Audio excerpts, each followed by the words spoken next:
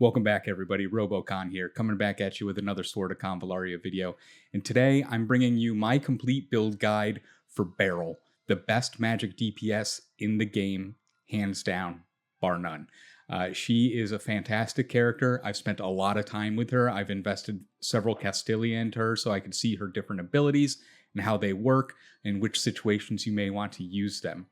As we break her down, I'm going to first go over her stats and kit.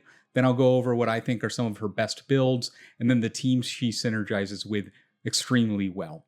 First, before I go any further, please like and subscribe to my video. I would appreciate it a lot, and I'll be bringing you more and more Sword of Convallaria content as we go. So, getting into it, let's look at Beryl's stats. Now, for her base stats, she has a pretty mid HP. It's not super high, it's not super low, which is good. So, we don't have to worry about her getting one shot, and she has a good health pool for health percentage scaling down the road.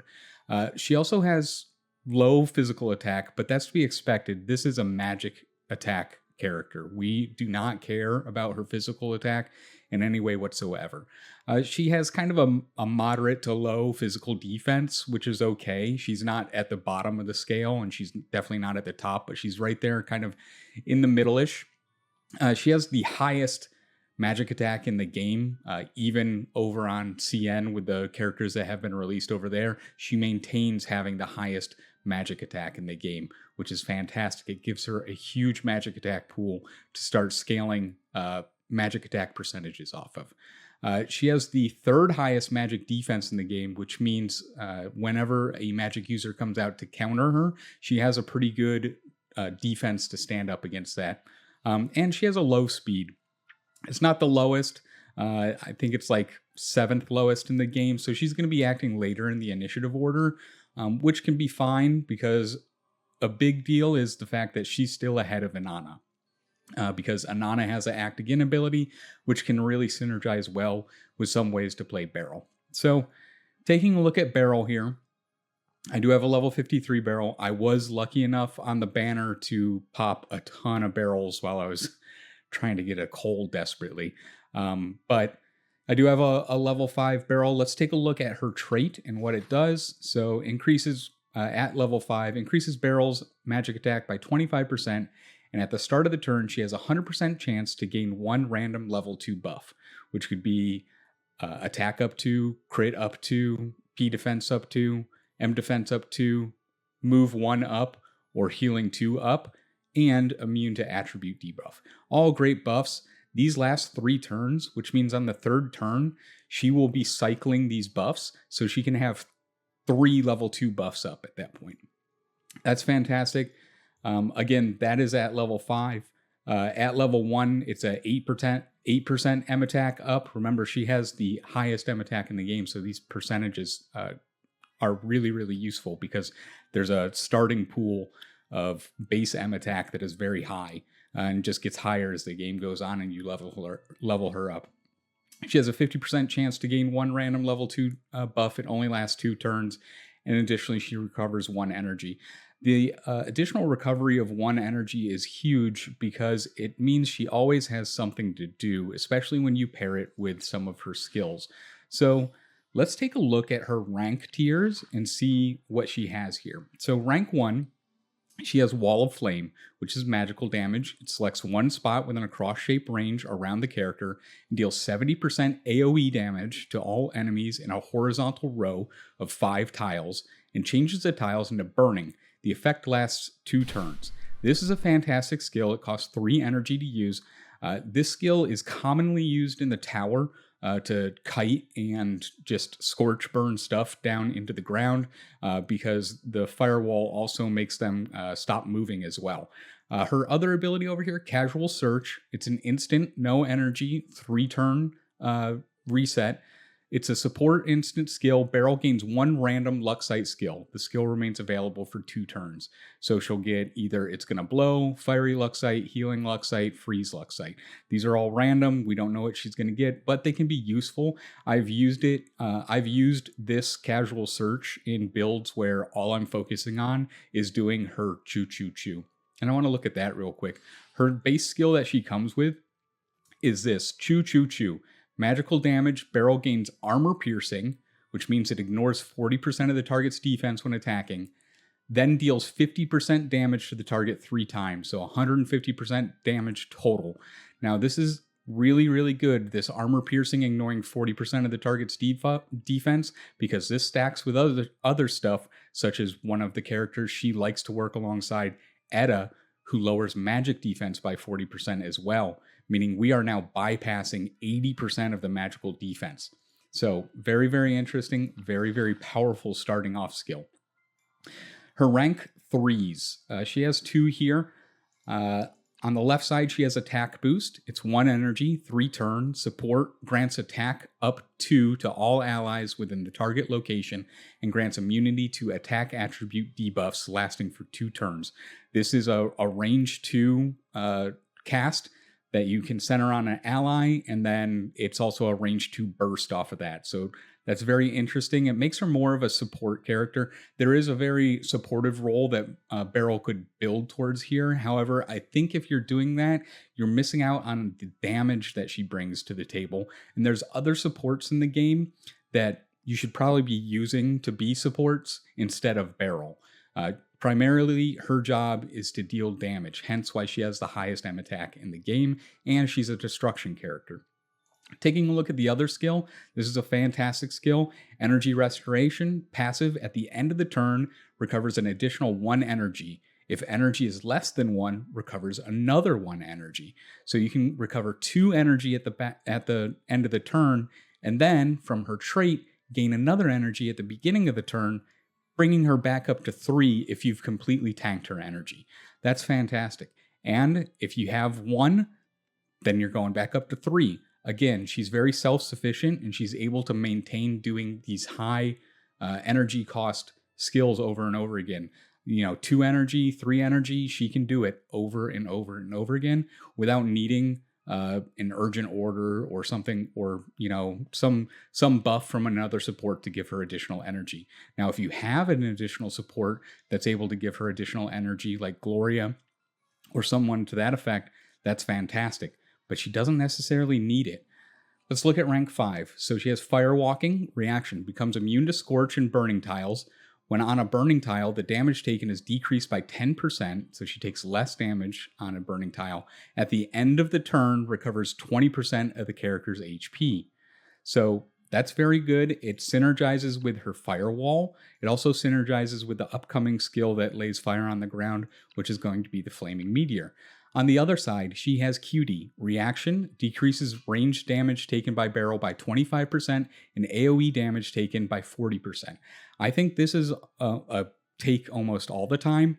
It's very useful, decreasing range damage. She's usually going to be getting plinked in the back because you're going to have melee characters in front of her, kind of holding the line. And she's immune to AoE damage, so if someone's focusing an AoE around one of those characters in front of you, and she's going to get caught in the blast from behind, she's taking less damage from that. And she doesn't have a low health pool, and she has pretty good magic defense, so she's going to be pretty tanky if this is a magical AoE that's going off. Rank 7, Flaming Meteor. This is a 4 energy cost skill. This is one of her highest energy costs. Magic damage, prepares for 1 turn. Once casting the skill, deals 140% fire AoE damage to all enemies within 3 tiles around the target and skips the turn.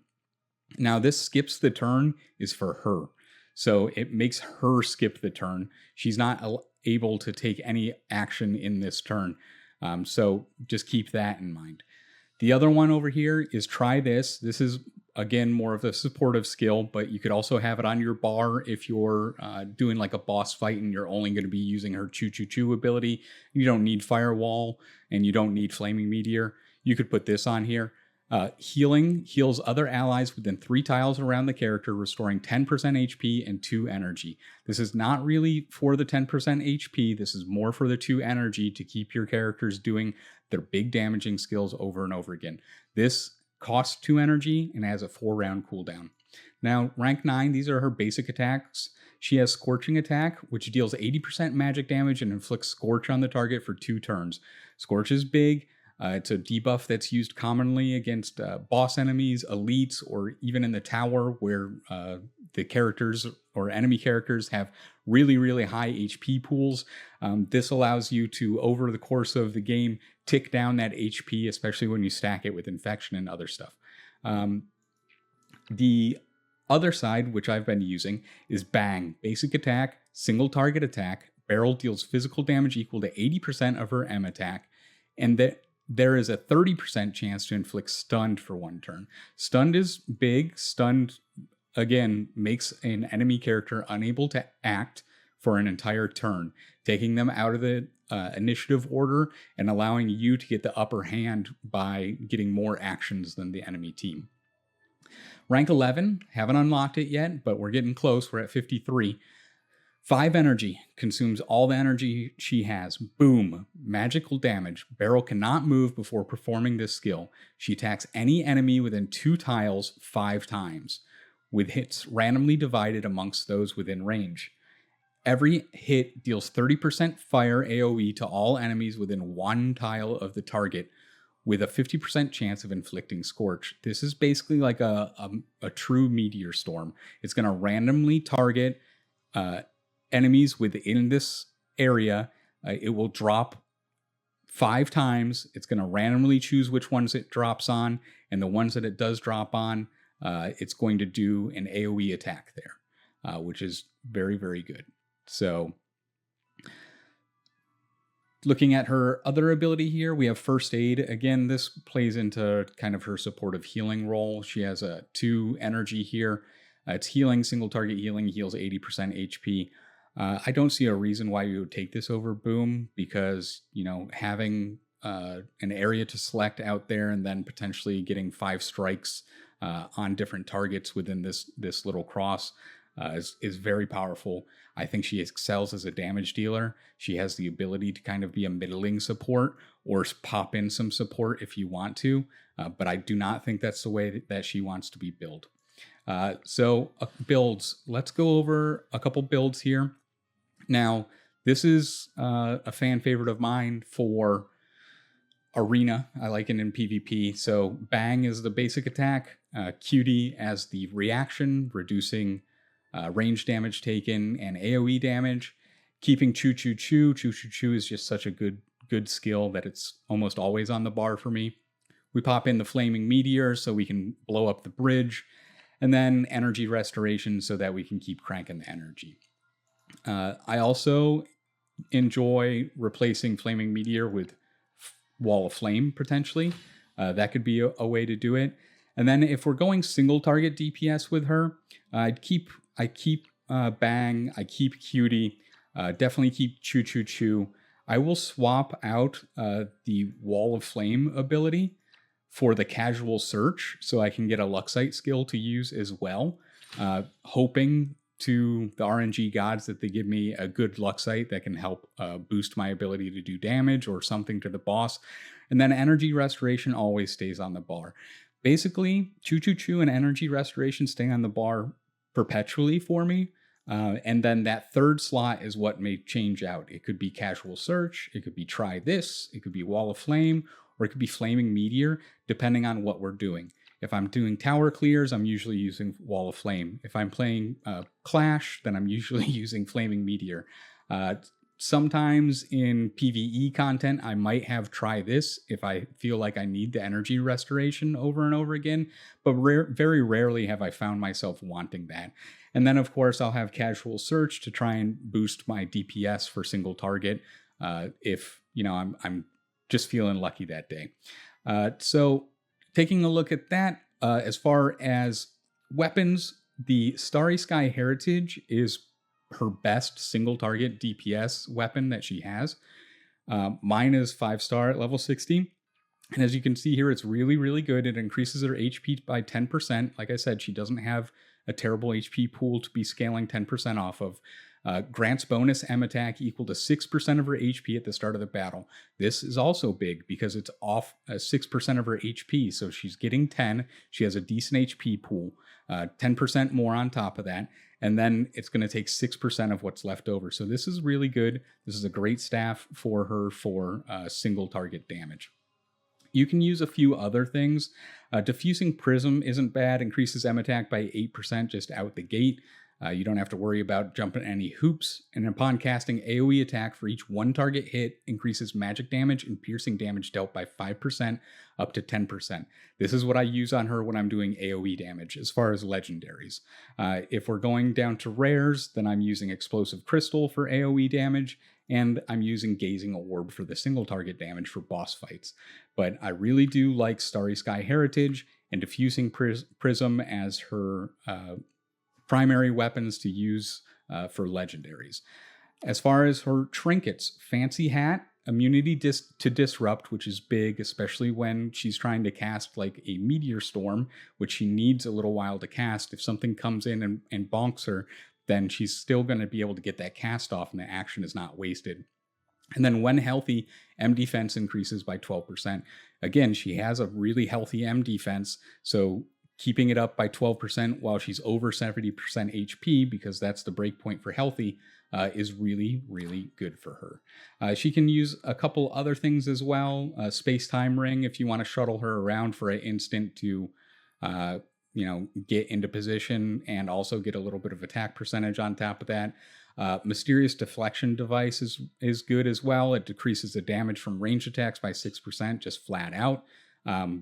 Also a really good one. And then you can always use like Spring Tonic and Spring Pill. Those are kind of ubiquitous. You can use them on like whoever you want to. It's not gonna hurt them or anything like that. I don't have it, but there is a ring that does piercing damage. It's an instant piercing damage ring, like a flame ring, and that is really good on her as well, just to get some additional DPS. It does magic damage, so it's really good for her. Let's look at Tarots.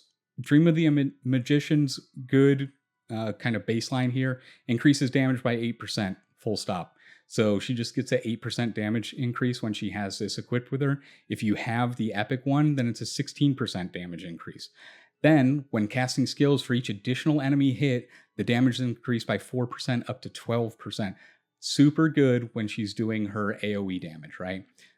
This is kind of premier for her. The other tarot I like to use on her a lot, of course, one of my favorites, Course of Fortune, because it gives some potential healing in a burst or extra damage in a burst. I like that one a lot with her. And you could also use Devil if you're doing something where you're going to be killing a lot of enemies and stacking up additional damage bonuses because of it. But usually I kind of just stick with Dream of the Magician. It's easy to always rely on having a 16% damage increase. And then if I'm doing the additional damage, then we can do, 12% more on top of that. If I really need to keep her healthy, then, we go into our tarots and we can put something like Hermit on her or something to that effect, or additional crit as well. I guess if you're going for a support build with the healing, you might put Mercy the High Priestess on her. But again, I do not believe that's the way to build Beryl. You're not utilizing her full potential. So a couple teams that work well with Beryl. Let's take a look. Of course, Inanna works fantastic with Beryl. If you have an Inanna, she synergizes so well with her Princess's Prayer. She allows one ally that is already acted to act again and grants the ally attack up 2 and M defense up 2 for 2 turns, which means Beryl can move forward, cast her meteor, and Inanna comes up behind her, gives her Princess's Prayer, and even though Beryl's kind of in the wind for a little bit, she has really high defense, and her attack is up for that attack, so the meteors she's dropping are straight bombs. Another character she synergizes with super, super well is Edda, because Edda has the Wine Barrel casting. This gives a 40% magic defense shred to anyone caught in that 3x3 square where the Wine Barrel is cast. Edda also is able to give her Guiding Gleam, which gives her damage up 3, M defense up 2, which wouldn't stack with Inanna's M defense up 2, and move 1 for 3 turns, and she dispels any disruptions. This is a very strong combination. You put in one last thing that Edda can do, the box. You can have Beryl hop up and chew people while she has damage 3 up from Edda, attack 2 up from Inanna, and then 80% magic shred defense between the Wine Barrel casting and Beryl's Choo Choo Choo casting as well. So it's really, really good. She's very, very strong. She's a character that's going to last a long time in the game, and I highly suggest. If you haven't picked her up, hopefully you get a copy of her.